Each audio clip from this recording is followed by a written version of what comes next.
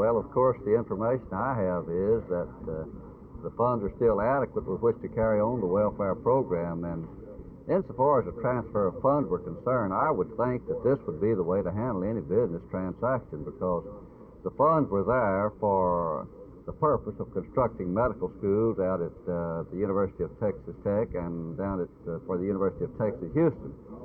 They could not possibly be used before the legislature meets in January, so it just occurred to me that we could save the taxpayers a lot of money by not calling a session and opening up the program and using this money and then replacing it when the legislature meets next January. Now, in the event that additional funds are necessary and that we will have to make another transfer of funds, I don't believe that I will have too much trouble finding additional funds with which to transfer.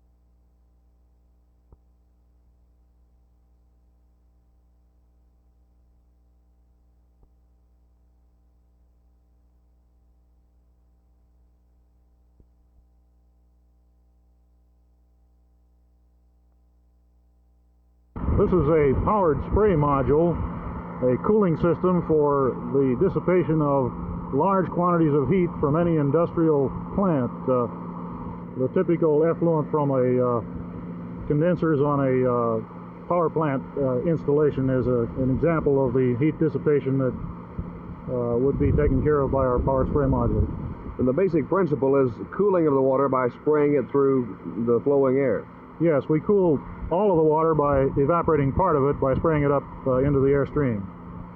There's a pumping system in the center float which picks up 10,000 gallons per minute of the flowing stream and sprays it up into the 4 spray patterns. There's a piping system underwater about 7 feet below the surface which transmits the water to the individual nozzles. A typical installation that we visualized would be 40 to 50 units such as you see here.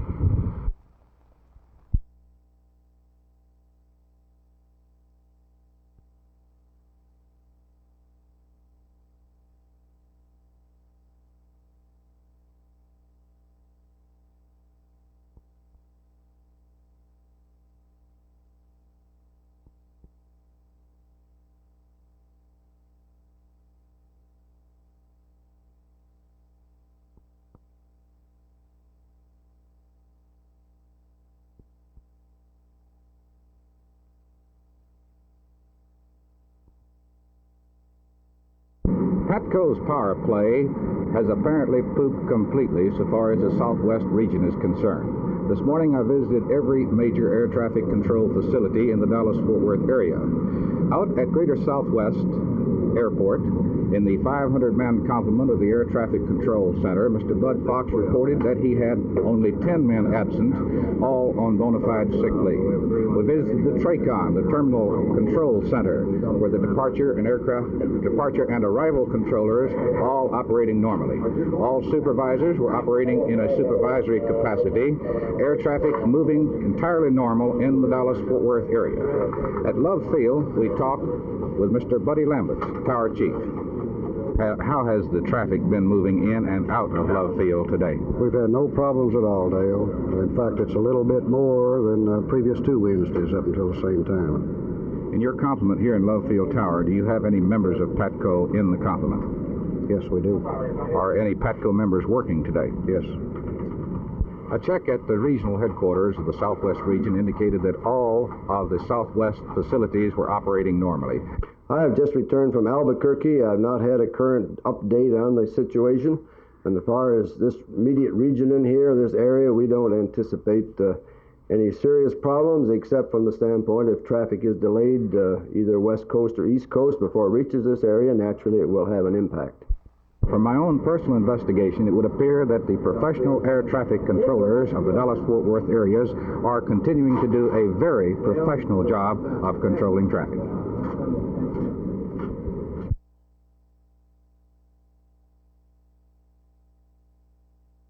The South Vietnamese government has approved our request to tour the prisoner of war camps in South Vietnam. In addition, the South Vietnamese had permission to newsmen from all over the world to tour these camps with us. Over 100 leading magazines, newspapers, television networks, and wire services have accepted our invitation.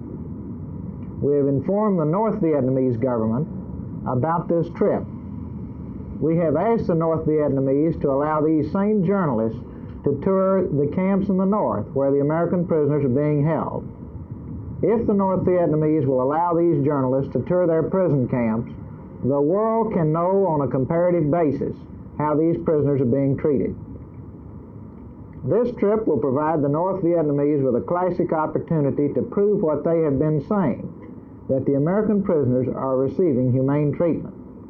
It will also give the North Vietnamese an opportunity to explain directly to the whole world their reasoning in refusing to operate their camps under the Geneva Accords, and also why they refuse to identify the American prisoners they hold.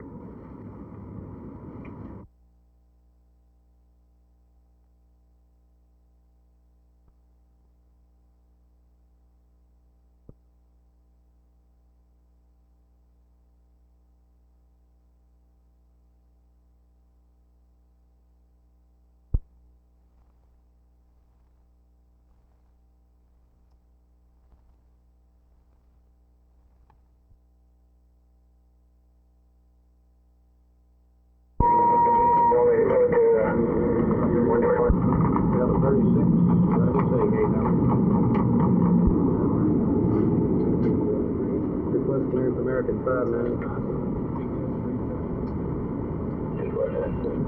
We put the red mark on Kansas City. Frontier 65 there. Do you have any other?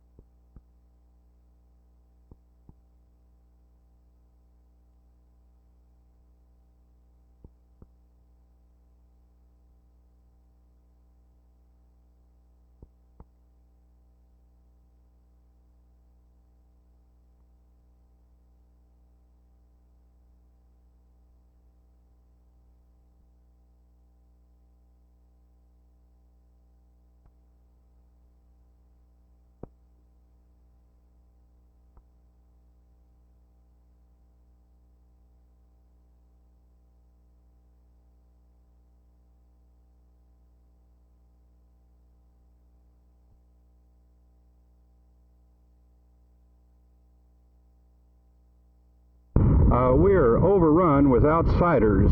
People that don't belong in the school are using our school as a refuge. The situation, I think, is serious enough when I state that our principal has told us that when we do not have a class in progress, that we're to keep our doors locked.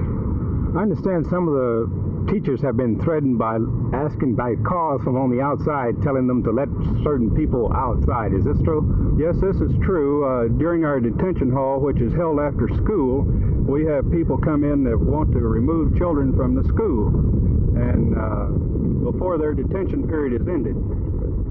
Captain Lusk, I understand you made a presentation to Dr. Estes back in 1968, a letter to this regard. Is that correct? I wrote Dr. Estes a letter in 1968 outlining some of the problems that we had in our school. And so far there has been no action taken? I have noticed no action. Captain, you're familiar with the chain of command procedure. Do you feel like you may have violated the code of ethics by going to city council and prior to coming to the school board? No, I don't, because I believe that the school problem is more than just the school problem. I've tried to work with the experts in the school system, my consultant, the ombudsman. I've talked the situation over with my principal, and I do not feel that I have violated any ethics.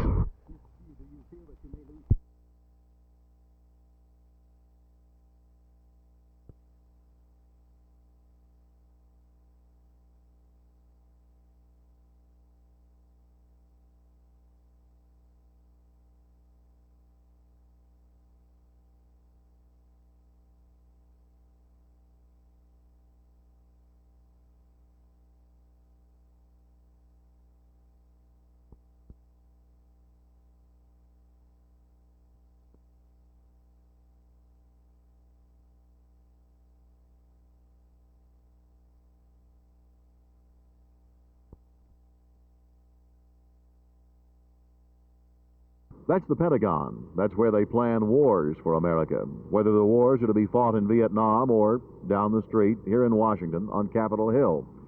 Senator John McClellan continued his hearings on the F-111 today, and it continued to look something like a war. He called first to the stand a trio of Air Force officers who work in the Pentagon on one phase or another of the F-111 program. General John W. O'Neill, Vice Commander of the Air Force Systems Command, told the hearing that while charts presented by the senator had shown some deficiencies of the 111 in relatively accurate detail, there were, he said, some noteworthy figures to the credit of the plane which were not shown. He mentioned specifically mission radius, sustained speed, and utilization rate. While Senator McClellan and company were continuing to challenge everything from terminology to the proposed use of the F-111, I talked with Republican Congressman Bob Price of Texas, himself a former Air Force pilot who has flown the F-111. I think this is one of the greatest airplanes that has been perfected because of its terrain-following capability, which we have no other aircraft in the sky today with this capability. The variation of the wings as it reaches altitude gives it a speed that is hardly matched by any other aircraft in the world today. General O'Neill told the Senate hearings that such terms as fighter and bomber have become somewhat obscured with the development of such powerful aircraft as the 111 and with the devastating capabilities of modern bombs and weapons. The general pointed out that in his view and that of the Air Force, the F-111 is a deep interdiction weapon. He said that testimony in previous hearings by high-ranking civilian officials, which indicated that this plane was to be primarily a fighter which could drop bombs if needed, was not as much of a contradiction of today's viewpoint as the senators seem to think. He said that such terms as fighter and bomber do not have the same connotations as they had even when the F-111 program began 7 years ago. Again, Congressman Price.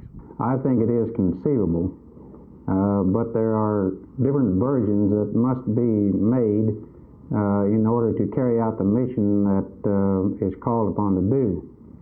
If it is a mission to carry a large bomb load great distances, this airplane, the F-111, is capable of doing that. Now, they have built 7 different versions of this plane to meet the various responsibilities that the Air Force and other services require.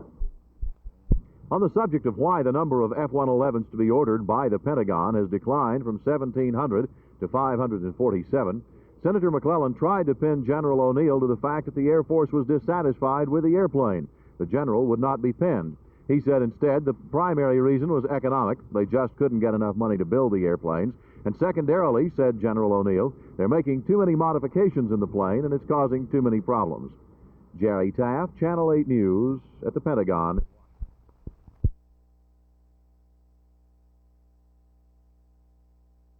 They say Dallas is from 2 to 5 years behind New York and Paris in fashion styles. We were a bit late getting the miniskirt down here, and now that it's on its way out, experts say, many women say they're not going to wear maxi skirts and midi skirts.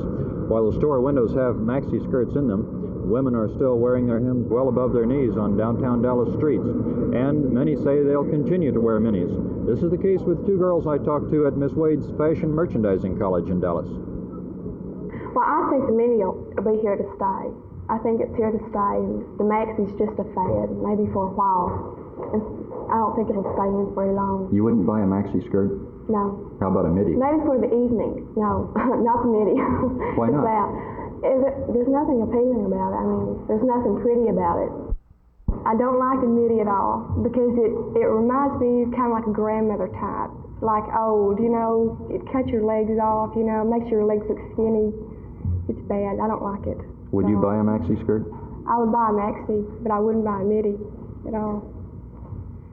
While at least some Dallas women are vowing not to let the hems fall below their knees, women in other parts of the country are actually forming clubs and banding together to help preserve the miniskirt. Still, designers are sure the mid-length midi skirt is the coming thing. The whole lengthening of the silhouette is a trend that started because we're softening the silhouette and we're bringing it closer to the body, and your eye gets accustomed to going up and down. Length has been blown out of proportion. That is not the most important thing in the world, but this is something that people can focus on quickly, and it shouldn't. You should wear the length that becomes you. That's the most important thing. So while designers are saying longer skirts are on the way in, and a lot of women are saying they won't go back to longer skirts, pity the poor fashion store buyer who may not know what to buy and may not know what to sell.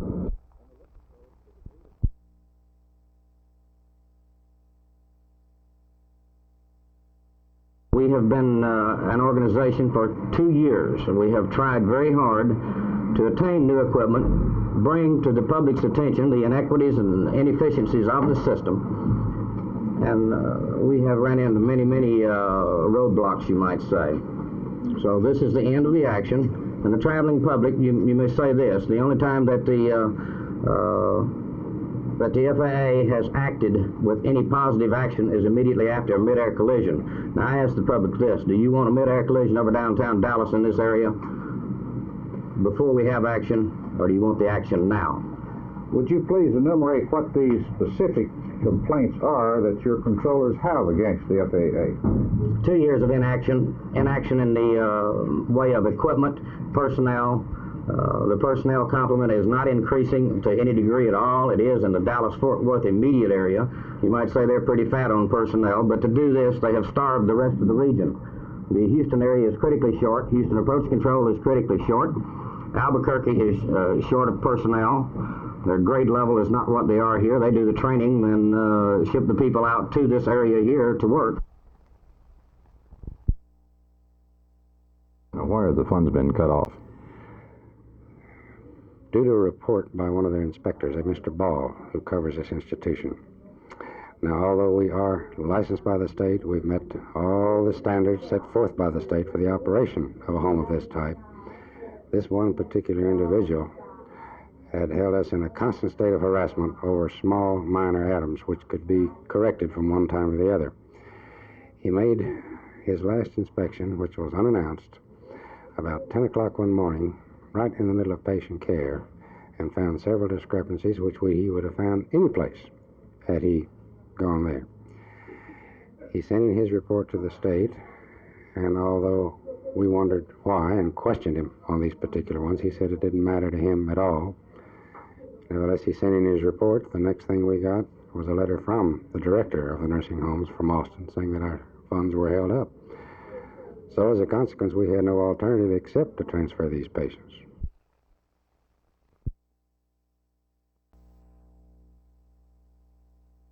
City Fathers propose to make this street a 4-lane thoroughfare with a middle left turn lane. The widening of the street is contingent on passage of a $46.3 million capital improvement bond issue to be submitted to the voters in September. If the reconstruction of Westbury actually becomes a fact, it will possibly cause several merchants in the area to close their doors. A new thoroughfare would mean the elimination of head-end parking, limiting parking only to parallel parking in the area. The merchants say the move would not leave enough parking area for their customers, and they feel they cannot afford the construction of new parking lots. About 60 merchants are affected by the proposed reconstruction of the street as far as the head-end parking situation is concerned. A 1964 City Council policy calls for elimination of head-end parking on all reconstructed streets and also in the event of new building construction. A meeting of concerned citizens will be held next Tuesday night at Como High School. It's rather ironic. To some of the businessmen on this street, progress means disaster. Art Sinclair, Channel 8 News, Fort Worth.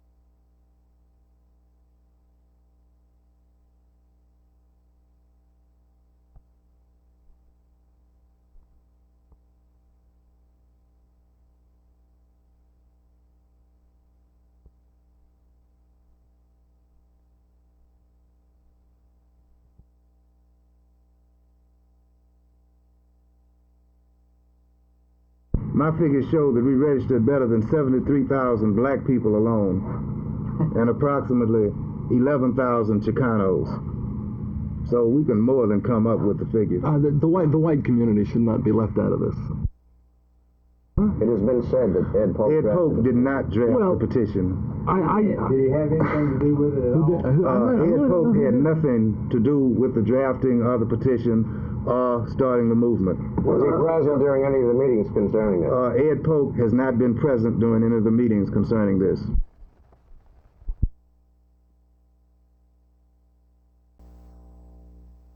The present hydraulic problem existing at the White Rock and Dallas sewage treatment plants must be corrected to enable both of these plants to be operated irrespectively of the stage of the Trinity River. In this connection, It is our feeling that the facilities required to effect this correction should be completed by January 1, 1972.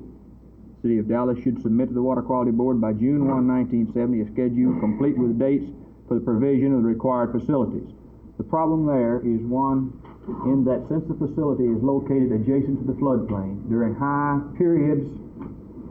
flood periods in the river, the effluent, although treated, simply can't get out. Why would it take the other 2 years? We're talking about some rather sizable lines, some high volume, although low head pumps. It would be a major construction project, is the only thing we could think of that would do the problem, because you simply couldn't relocate the plant. You're just going to have to lift the waste up and out into the floodplain.